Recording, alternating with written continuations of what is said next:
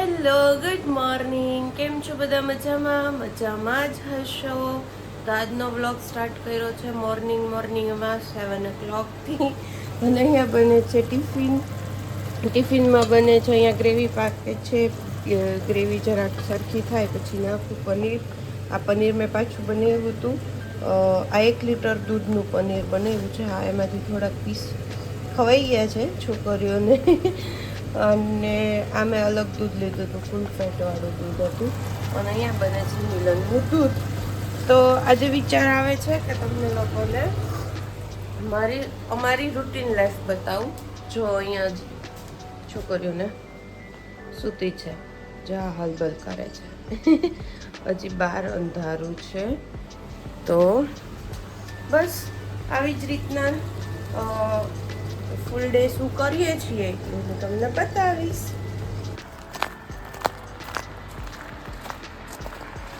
અહીંયા રિયાને સ્કૂલે મૂકવા જાઉં છું.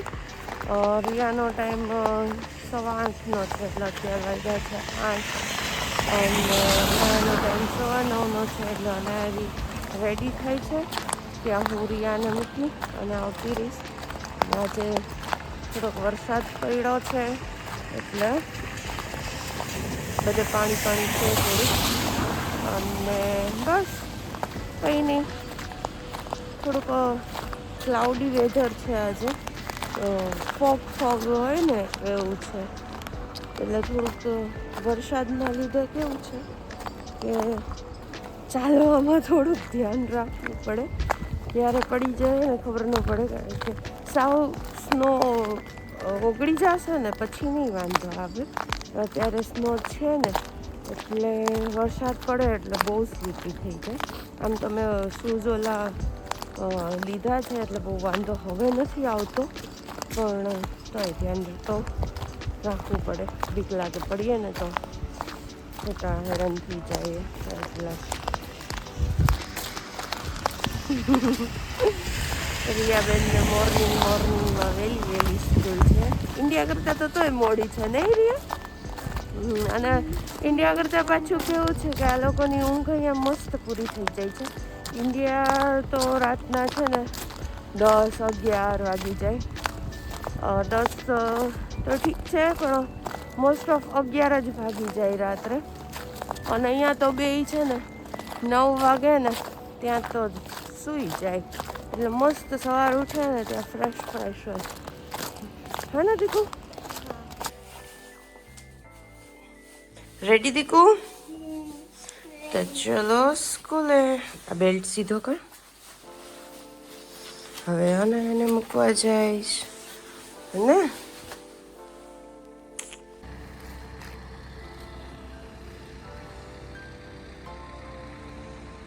આજે વેધર કેવું લાગે? અને તને આવું વેધર ગમે કે તડકો નીકળે એવું ગમે?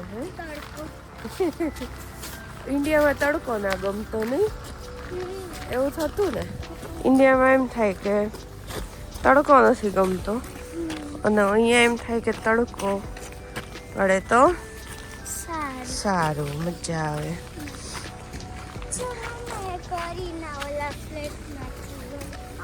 શું નામ છે એનું? ઓકે, હા. એની સામે કેમેરો તો ના કરાય ને દીકુ.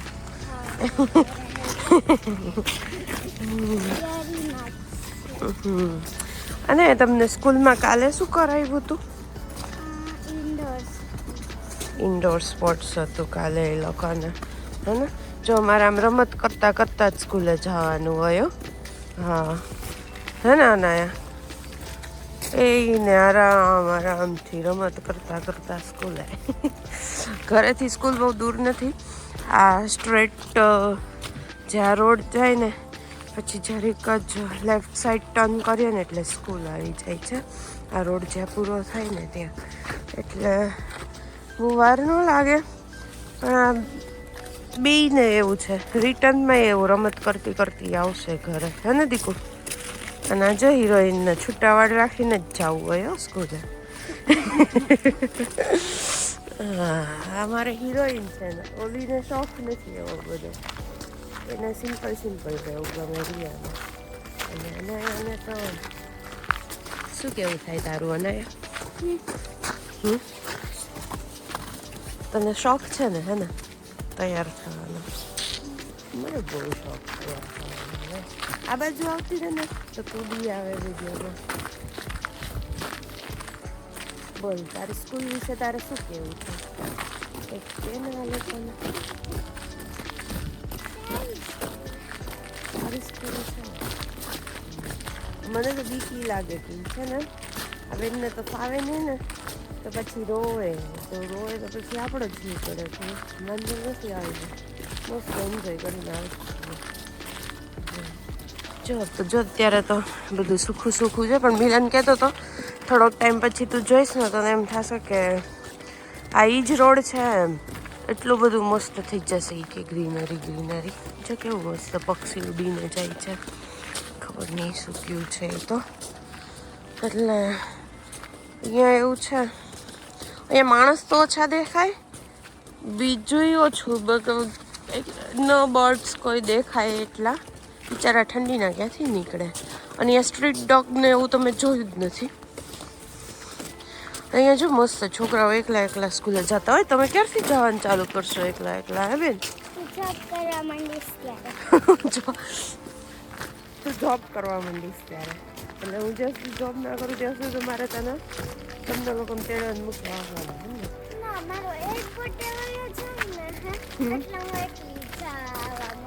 ઓકે, એટલે તું મોટી થઈ ગઈ કહેવાય એમ ને? પછી મોટી 9 yearsની થઈ જશે અને running 10 years. Oh my God. એટલે તો પછી એકલું જવું પડે ને હે ને? એવું જ છે ને? ઓકે. તો હા, પછી રિયાથી થોડીક નાની રહેશે. તો કંઈ રિયા થોડી એવડી ને એવડી રહેશે. તું 1 year અપ જઈશ તો રિયા બી જશે ને? હા, સારું. તો બેનને મૂકી આવીએ સ્કૂલે, પછી ઘરનું કામ કરશું, રૂટિંગ કરશું, વિડીયો એડિટ કરવાનો છે એ કરશું અને બસ મળ્યા પછી. તો હું જાઉં છું બે છોકરીઓને સ્કૂલેથી લેવા. રસોઈ તૈયાર છે, આવશે એટલે જમી લેશું અને તમને લોકોને બતાવું કે પોપટ ન કરે મારો તો. એ એટલી દોડતી આવતી હોય ને અંદરથી કે આપણને બીક લાગે પડશે નહીં ને. એટલે આજે જો પોસિબલ થશે તો હું તમને લોકોને બતાવીશ કે કેવી રીતના આવે. તો બહાર વેધર સારું છે, બહુ ઠંડી નથી એટલે વાંધો નહીં આવે. જો મેં તમે જોયું છે, મેં ચેન બી નથી લગાડી કારણ કે ઠંડી નથી એટલી. શીટ યાર, કચરો નાખવાનો હતો, કચરો લેતા ભૂલી ગઈ. પછી છે ને અહીંયા કેવું થાય છે કે એકવાર ઘરમાં જઈએ ને પછી આળસ આવે પાછી કચરો નાખવા આવવાની બહાર, કારણ કે બધું પહેરીને આવવું પડે ને એટલા માટે. અને તમે જુઓ છો કે હવે ઘણા પહેરવાના લેયર્સ ઓછા થવા માંડ્યા છે અહીંયા, એટલે સારું છે, મજા આવે છે, એટલે વાંધો નથી હવે. બાકી તો બહુ જ કંટાળો આવતો, બહાર નીકળવાનું હોય ને તો લેયર્સ કરવાના હોય ને એટલે બહુ કંટાળો આવે. તો હવે ધીમે ધીમે લેયર્સ ઓછા થતા જાય છે. હવે થર્મલને એવું નથી પહેરવું પડતું. અને જેકેટ મારું થોડુંક જાડું છે ને એટલે આની ચેન પણ મેં બંધ નથી કરી, નહીં તો પછી છે ને વોક કરીને એટલે ગરમી થાય. બસ બાકી ચાલો જઈએ સ્કૂલે અને છોકરીને લઈ આવીએ.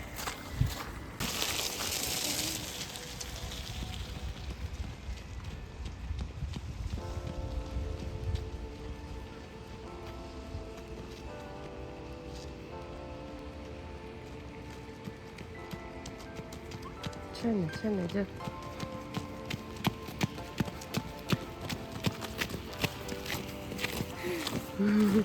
આવી ગયો દીકલો. હા, આવી ગયો દીકલો. શું કર્યું સ્કૂલે? 2 times લેપટોપ લીધું 2 times. વાવ. તો ચાલો જાશું હવે ઘર. સપાઈવા બાય હેલ્પા સપાઈવા તમે બધાને છૂટવા તાણે ઈ તો સપાઈ એવું તો કહેવાનું છે. એટલે શું એનો મતલબ શું મતલબ છે? કે બાય બાય. Okay sorry. અહીંયા થોડાક છે ને રૂલ્સ હોય છે. રૂલ્સ આપણે ઇન્ડિયામાં પણ હોય છે પણ કોઈ રૂલ્સને ફોલો નથી કરતું. એટલે કે હું અહીંયાથી રોડ ક્રોસ કરતી હતી તો રિયા કે મમ્મા અહીંથી નહીં છે આગળ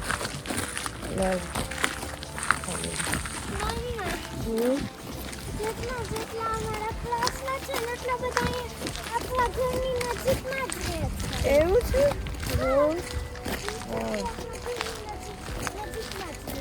હા એ ખબર છે મને.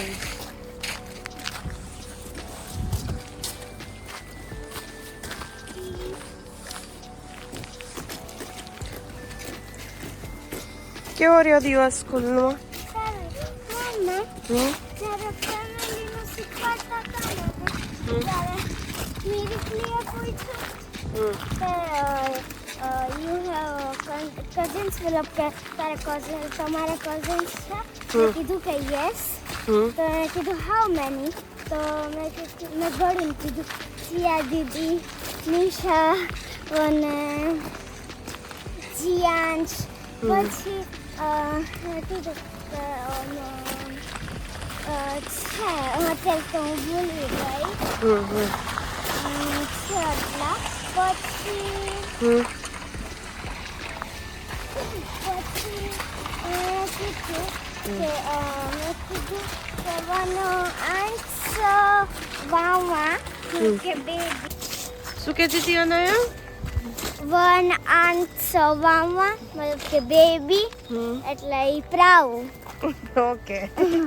અને વન મોર વાવા નિશુ. ઓકે તો અહીંયા બે બેસી ગયા છે જમવા. જમતા જાય છે ને ખુશ થતા જાય છે. કેવી થઈ છે રોટી? મસ્ત. રેસ્ટોરન્ટ જેવી તો નથી થઈ અને પાછું છે ને લોખંડની લોઢી નથી મારી પાસે.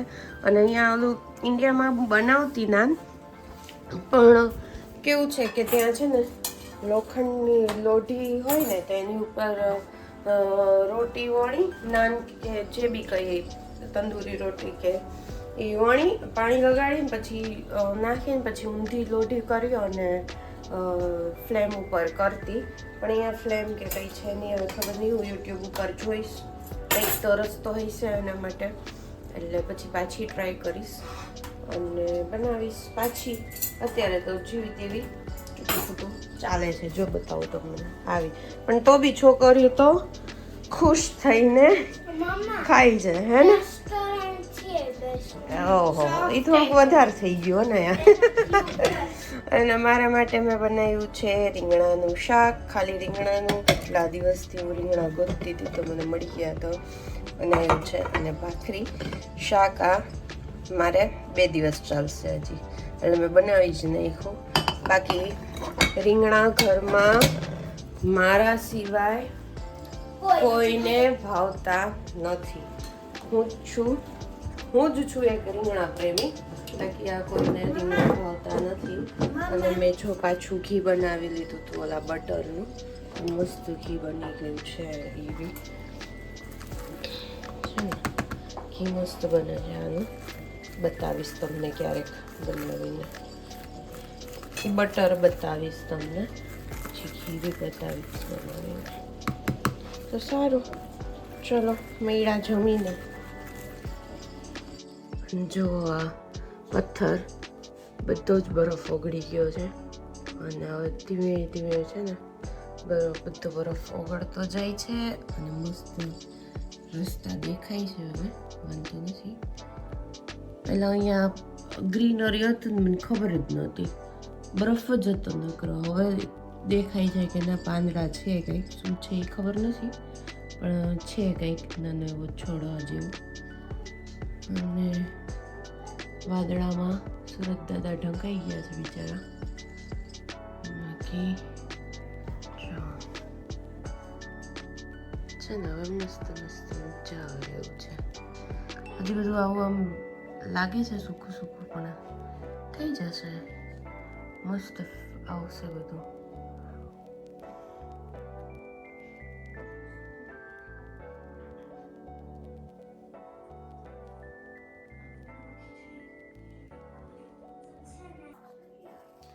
તો સાંજના વાગી ગયા છે 4. સાંજ કયો કે બપોર કયો. જો બહાર તડકો છે અને મેં અહીંયા તુવેરની દાળ બાફવા રાખી દીધી છે, કારણ કે આજે મારે ડિનરમાં બનાવવા છે ઈડલી સાંભાર. અને અહીંયા ઈડલીનો આથો આ વખતે ફાઇનલી આથો આવી ગયો, કારણ કે એક મિનિટ, આ વખતે મેં છે ને થોડીક અલગ ટ્રીકથી કર્યું હતું. રાત્રે પલાળી અને પ્રીહીટ કરી અને ઓવનમાં મૂકી દીધું હતું. ઓવનને 50 ડિગ્રી પર પ્રીહીટ કર્યું હતું અને મૂક્યું.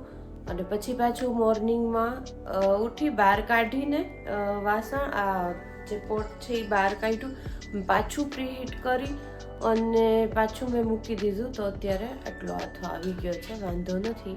હવે જોઈએ શું કેવી બને છે એ હું તમને બતાવીશ. અને આ ઇડલીનું ખીરું છે ને એ હું લોટ દળાવીને ઇન્ડિયાથી લઈ આવી હતી સ્ટાર્ટિંગ માટે. હવે એ પતી જશે ને પછી ચોખા ને દાળ બે પલાળી અને પછી ખીરું બનાવીશ. એટલે થોડુંક મે બી એના લીધે થઈને કદાચ પ્રોબ્લેમ આવતો હોય, ખબર નહીં. પણ ત્યાં તો મમ્મીની લોકો એવી જ રીતના કરે છે, તો ત્યાં ઇન્ડિયામાં તો આવી જાય છે આથો. હવે ખબર નહીં અહીંયા કેમ, પણ તોય આ વખતે સારો આવ્યો છે, વાંધો નથી. એટલે કેવા બને છે ઇડલી ને સાંભાર હું તમને બતાવું. ફાઇનલી આથો આવી ગયો છે.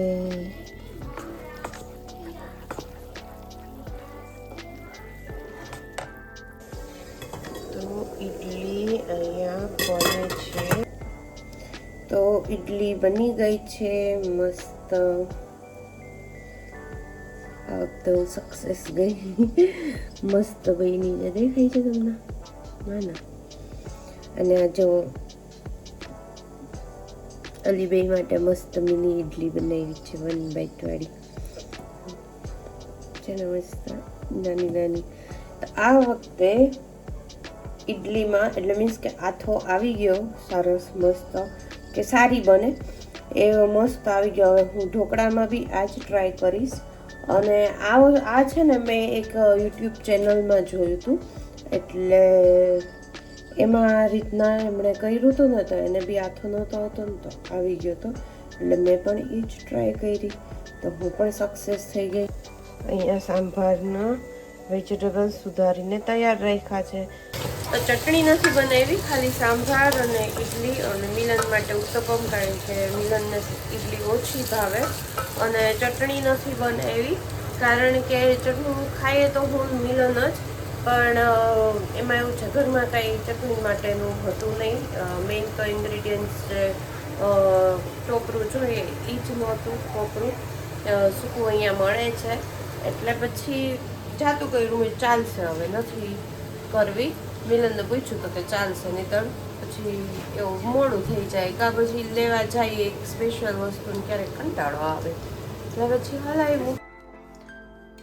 તો અહીંયા ડિનર ચાલે છે, ચાલુ થઈ ગયું હે ને. કેવા છે ઇડલી સાંભાર? મસ્ત છે ને. શું ચકુબેન મસ્ત. અને કેવી લાગી મિની ઇડલી? હે ને. અને આ બંને સાંભાર ગાળીને લીધો છે, જો છે ને. હવે કોણ કોણ એવું કરે ને કમેન્ટમાં કહેજો. ઘણા નાના હશે ને ત્યારે તો કરતા જ હશે. અને બસ, તો હવે અમે અમારું ડિનર કરી લઈએ અને મળ્યા નેક્સ્ટ વ્લોગમાં. તો લાઈક કરો, શેર કરો, કમેન્ટ કરો અને સબસ્ક્રાઈબ જરૂરથી કરજો. બાય, સી યુ, જય શ્રી કૃષ્ણ.